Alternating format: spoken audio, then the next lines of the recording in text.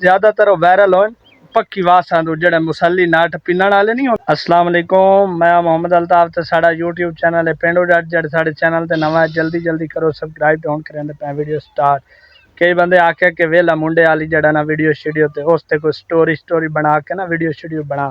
भजन उन्हां दा काम के पिया ओ किसी दी गड्डी छेक के गए वदे होंदे पे गारियां दे विच जाके उन्होंने मिट्टी रेत गट्टा मतलब कि उहदे उत्ते सट के वीडियो शीडियो बनावन लग जांदे। मोड़ा दिन के साडा फरान नाल पुराना वैर आई साडे नाल वैर काट रही है आप ते बिरा इस तरह वीडियो शीडियो बना के सिर्फ व्यूज़ दी खातिर वीडियो शीडियो बनाइंदे ने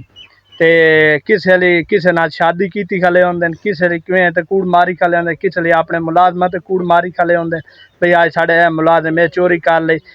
किसे छुए नाल शादी की खले होंदे। उन्हां दा काम सिर्फ ये होंदा कि उन्हां नूं शो करके ते अपने व्यूज़ लई रखदा है और उन्हां दा केड़ा इतना फेमस है या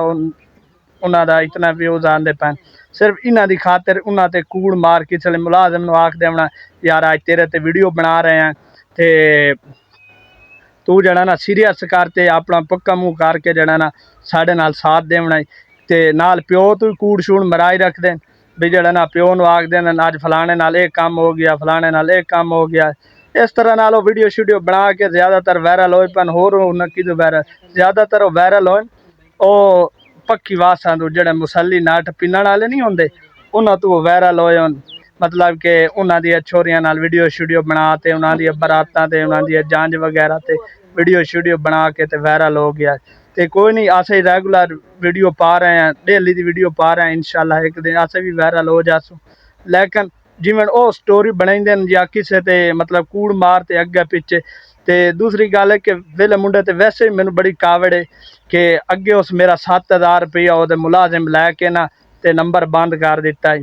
ते मैं उहदे नाल राबता होया भी जेड़ा 7,000 रुपया मेरा डन हो गया वो सिर्फ ये मुलाकात करने वास्ते वीडियो बनाने वास्ते मैं चलो मेरी वीडियो चल जासी लेकिन उस 7,000 रुपये मेरा गया तो मेरे नाल कोई वीडियो नहीं बनी आई। उस तो बाद नंबर ही बस बंद कर दिते हैं जेडे नाल मेरा राबता हो रहा है उस अगे मैं वह कैमरे मैन आ पिया तो मैं 7,000 रुपया लैके ना ते तेरे ओहदे नाल वीडियो शीडियो बना दे सर कोई मेरी वीडियो कोई ना ओहदे नाल बनी इस वजह तो मैनू ओहदे ते बहुत गुस्सा है पिया। लेकिन कम अज़ कम तुसा मिलना नहीं आता तो दूए तो पैसे तो ना लाओ पैसे लैके वीडियो बनावन नाल केड़ा फेमस है ये कोई फेमस है